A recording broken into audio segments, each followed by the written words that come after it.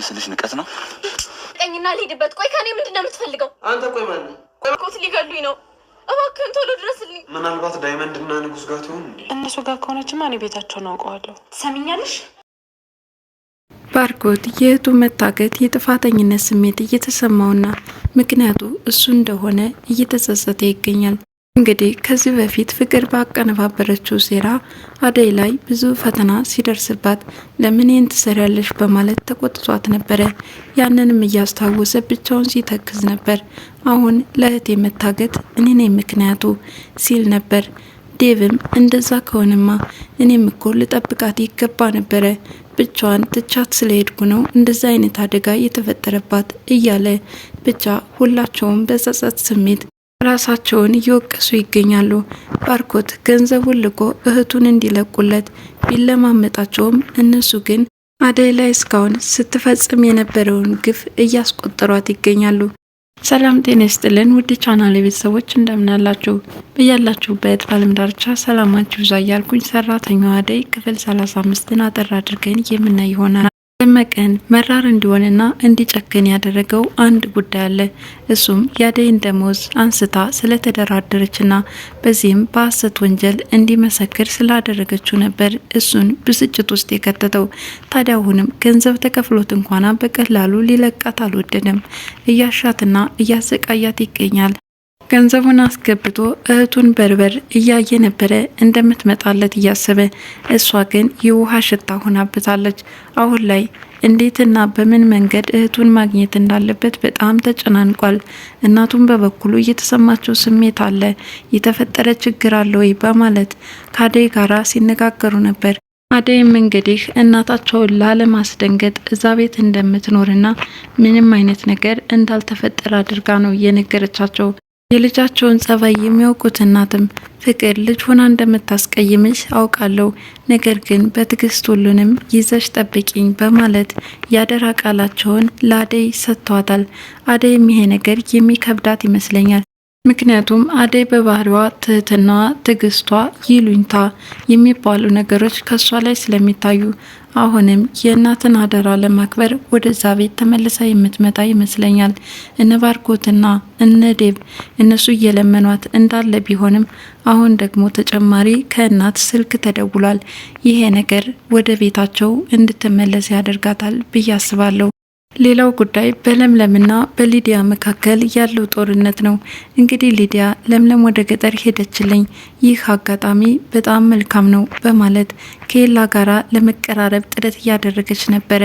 በተለመደው ሙዚቃዋና ዜማም የፍቅር ቅላጼዋን እያዜመችለትም እያሳሳቀችው እያዝናናችሁ ነበር። ታዲያ ሊዱ እዚህ ድረስ ጥረት ታድርግ እንጂ ፍቅሯ ግን ተቀባይነትን አላገኘም።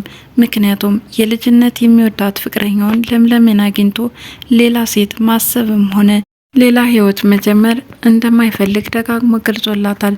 ይህንን ሁኔታ በጥንቃቄ ስታደባት የቆየችው ለምለም ዛሬ ላይ መረር ብላለች።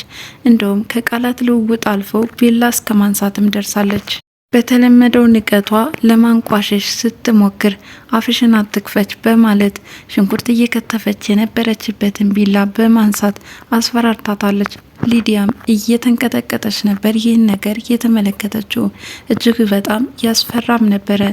እንግዲህ ለምለም በባህሪዋ አይደለም ለራሷ ይቅርና ከዚህ በፊትም አደይ ስትበደል የማትፈልግ እንዲሁም ደግሞ የተወሰደባትን ደሞዝ ለማስመለስ ጥረት የምታደርግ በጣም ጀግና ሴት እንደሆነች ሁላችንም ልብ እንላለን።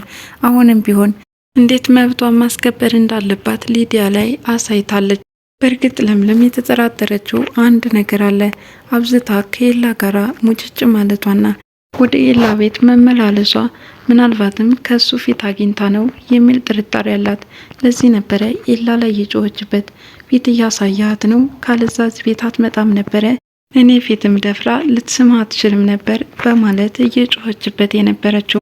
ንጹህ ልብን የታደለችው ምስኪኗ አደይ የተበደለችውን ወደ ጎን በመተው አሁን የፍቅር እገታ እያሳሰባት ይገኛል። እንግዲህ ከዴቭና ከባርኮቴ ጋር ሆና ስለ ፍቅር ወጥቶ መቅረት እየተጨናነቁና እያሰቡ ከቆዩ በኋላ ወደነ ኤላ ቤት በምትሄድበት ሰዓት ከንጉስ ጋር ሲገጣጠሙ ምናልባትም ከፍቅር ጋር ተመካክራችሁ ባርኮትን ለመጉዳት አስባችሁ ከሆነ እንዳታስበው በማለት ዝታበት ነበር። አሁን ላይ የበደለቻትንና ያን ሁሉ ያደረሰችባትን ነገር ማሰብ አልፈለገችም።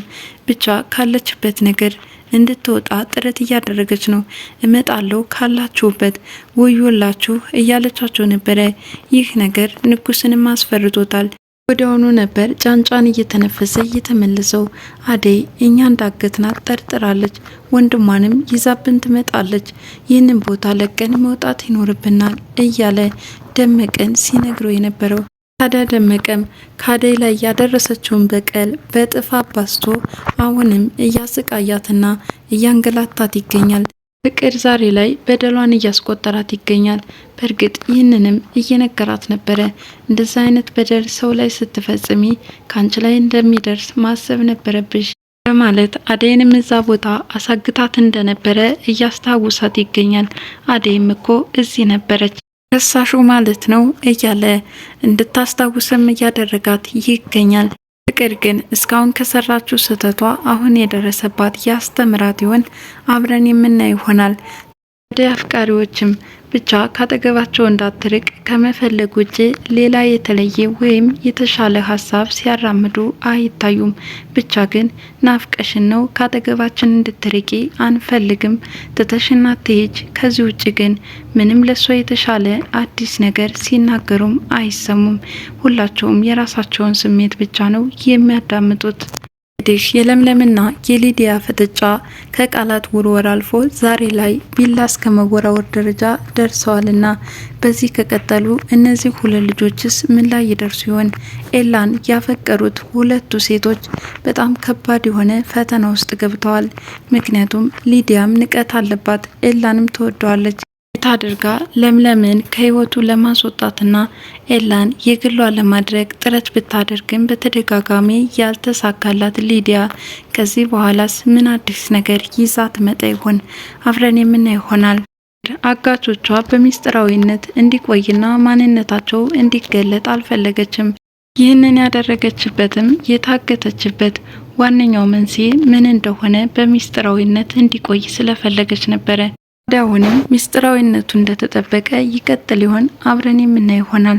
ሰራተኛዋ አደይ እጅግ በጣም ተወዳጅና አስተማሪ የሆነ ድራማ ነው። ተንኮል ዞሮ ዞሮ ራስን ይጎዳል።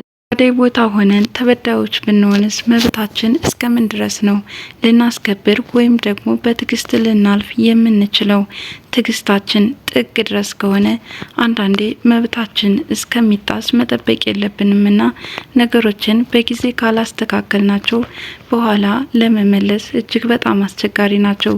አደይ እንግዲህ ከሷ የምንማረው ነገር ነገሮችን በወቅቱ ማስተካከል ባለመቻሏ እንዲሁም ያለ ወንጀሏ ወንጀለኛ ስትባል አሜን ብላ በጸጋ መቀበሏ በጣም ብዙ ዋጋ አስከፍሏታል።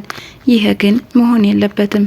ባልሰራነው ስራ አልሰራንም ብለን መከራከር ግድ ይለናል። እናም ብዙ ጊዜ ዝምታዋ ዋጋ አስከፍሏታልና ዝምታችን እስከምን ድረስ ነው? ሰራተኛዋ አደይ ይህንን ይመስላል። በቀጣይ ቪዲዮ እስከምንገናኝ ድረስ መልካም ጊዜ ይሆንላችሁ እያልኩኝ ለቻናሉ አዲስ የሆናችሁ ላይክ፣ ሼር፣ ሰብስክራይብ በማድረግ አበረታቱኝ እላለሁ። አመሰግናለሁ።